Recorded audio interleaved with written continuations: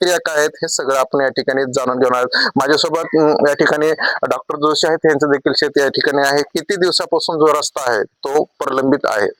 मागच्या 25 वर्षापासून आम्ही हा रस्ता चांगला व्हावा याची वाट पाहत आहोत. आज प्रजासत्ताक दिनाच्या निमित्तानं आम्ही आंदोलनासाठी या ठिकाणी जमा झालेलो आहोत.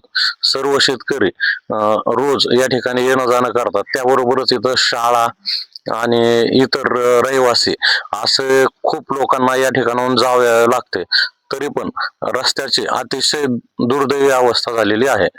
लोकांच्या सोयीसाठी प्रशासनानं सहकार्य करून रस्ता ताबडतोब मंजूर करावा व आम्हाला चांगला रस्ता द्यावा ही सगळ्या प्रशासनाला आमची विनंती आहे. व त्यामुळेच आम्ही आज प्रजासत्ताक दिनाच्या निमित्तानं आंदोलनाला इथे आलेलो आहोत. बर, आता आंदोलन या ठिकाणी पाठिंबा देतात. जर आंदोलनाच्या जे काही मागण्या आहेत पूर्ण नाही झाल्या तर पुढची रणनीती काय असणार? आम्हाला आत्मदहन करण्याशिवाय दुसरा पर्याय राहणार नाही. निश्चित. हे होते शेतकरी. त्यांनी एक टोकाची भूमिका या ठिकाणी आपल्याला सांगितलेलं आहे. जिजा या ठिकाणी काय सांगाल, जे तुम्ही यातले शेतकरी आहेत हे आंदोलन आज पाठिंबा देत आहे? या रस्त्यावर 3 शाळा आहेत. जिल्हा परिषद शाळा आहे, वस्ती शाळा आहे, इंग्लिश स्कूल आहे. इथून वागताना असे कमरा गेल्या बघा विद्यार्थ्याच्या. बरोबर. आणि शाळेला बस चालत नसल्यामुळे पावसाळ्यात इथून जाता येत नाही. बरोबर. पर्याय राहिला नाही शेतकऱ्याला, काय करणार? आज काय मागणी? आज अशी मागणी की रस्ता करण्यात यावा लवकर. बाकी काय कुणी अधिकारी आलते का? तहसीलदार कोणीच इकडे आलेले नाही. अच्छा. दखल घेतली? कुणी दखल घेतली नाही, कुणी आलं नाही, काय नाही काय. अच्छा. हे होते सगळे शेतकरी. पुढे या कॅमेरामॅन थोडस. सर काय सांगाल, आज तुम्ही उपोषणाला या ठिकाणी पाठिंबा दिला आहे, एकंदरीत काय परिस्थिती आहे रस्त्याची? गेल्या 25 वर्षापासून रस्त्याची अशी दुरावस्था चालू आहे. प्रशासन याकडे लक्ष देत नाही. वारंवार आंदोलन करून याच्या अगोदर शासनाला निवेदन दिलेले आहेत. पण याच्या अगोदर निवेदन दिले असतात तरीही शासन याच्याकडे गांभीर्याने लक्ष देत नाही. आमची शेतकऱ्याच्या वतीने, इकडच्या रहिवाशाच्या वतीने, शाळकरी विद्यार्थ्याच्या वतीने एकच प्रशासनाला विनंती आहे की तात्काळ आमचा प्रश्न मार्गी लावावा ही विनंती आहे. निश्चितच हे प्रश्न जे आहेत खूप गंभीर आहेत रस्त्याचे, आणि हे सगळे शेतकरी जे आहेत ते आपल्यासोबत आहेत. काय आज रस्त्याविषयी? रस्त्याची खूप दुरावस्था झालेली आहे. जवळपास 20 ते 25 वर्षापासून पूर्ण रस्त्यावर इथून तिथून खड्डे आहेत. खड्ड्यामुळं विद्यार्थ्याला जायला आणि वाहनाला सुद्धा खूप त्रास होत आहे. ही रस्त्याची तात्काळ मागणी मान्य करून हे रस्ता करण्यात यावा. अच्छा. बरं, आता सावरगाव हे गेवराई मतदारसंघामध्ये येतं आणि सेलापुरी हे माजलगाव मतदारसंघामध्ये येते. दोन्ही जे आमदार आहेत, ह्या आमदारांनी कधी या ठिकाणी दखल घेतली? नाही, घेतलेली नाही. कुणी ह्या गोष्टीकडे लक्ष दिलेलं नाही. अच्छा. काय आहे रस्त्याविषयी? रस्त्याविषयी रस्ता व्हायच पाहिजे. रस्ता व्हायला पाहिजे. हो, रस्ताच व्हायला किती पाहिजे. वर्षापासून प्रलंबित आहे? 20-25 वर्ष झाले असेच खड्डे आहेत. जाता येत नाही, येता येत नाही, काही नाही. अच्छा. भयाची बेजारी, माणसाची बेजारी, गाड्या येत नाहीत, बेजारी.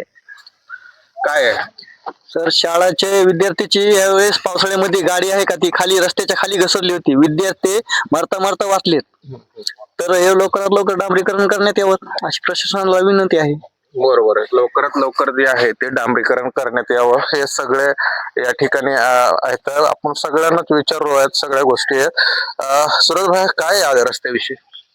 या रस्त्यावर शेतमजूर, मासेमारी करणारे भोई किंवा शाळेचे विद्यार्थी, शेतमजूर, शेतकरी सगळ्यांनाच ह्या गोष्टी त्रास होत आहे. जीवितहानी झाली याच्या आधी. बऱ्याच जणांचे हात पाय असे मोडलेत खड्ड्यात पडून. लवकरात लवकर रस्ता करण्यात यावा. PR नंबर जो आहे तो अद्याप दिलेला नाही. VR नंबर ते वारंवार अधिकाऱ्यांना सांगून ते काही क्युरेज काढत आहेत. त्यांनी क्युरेज लवकरात लवकर दुरुस्त करून VR नंबर देण्यात यावं. VR नंबर आल्यानंतर आमचा प्रॉब्लेम सॉल्व्ह होईल. महाराज, काय रस्त्याचं भरपूर गंभीर म्हणजे प्रश्न आहे. ते शासनाने दखल घेतली पाहिजे. निश्चितच हे सगळे तरुण शेतकरी आपल्या सोबत आहेत बोलण्यासाठी, आणि हे सगळे शेतकरी जे आहेत साधारणतः आपल्याला बघायला मिळतात. सगळे सकाळपासून बसलेले आहेत. आणि अर्जुन नाईकनवरे यांनी जीवाची पर्वा न करता या ठिकाणी आत्मदहनाचा इशारा या ठिकाणी देण्यात आलेला आहे. आणि आपण बघत आहोत की हे शेलापुरी वस्ती, ही वस्ती नसून एक आता गाव झाले बघा. इथं जवळपास 300-400 लोक वस्ती झालेली. इथं ऊसतोड मजूर आहेत, इथं आमचे काम करणारे सगळे वर्ग आहे, गडी वर्ग, त्यांच्या महिला आहेत, त्यांचे लहान मुलं आहेत. आणि इथं जवळपास इथं पोद्दार स्कूल, यशवंत स्कूल आणि वस्ती स्कूल अशा 3 शाळा इथं झालेल्या आहेत.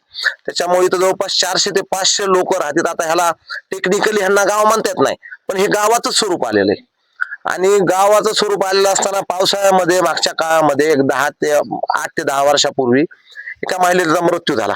कशामुळं की पावसाळ्यामध्ये डिलिव्हरी झाली, वेळेवर उपचार भेटू शकला नाही. आणि इथून 3 किलोमीटरचं अंतर काटायचं म्हणजे पायी कसं जायचं, काही विषय नाही. त्यावेळेस पासून आमचा पाठपुरावा चालू आहे आणि त्यावेळेस पासून काही यश येत नव्हतं.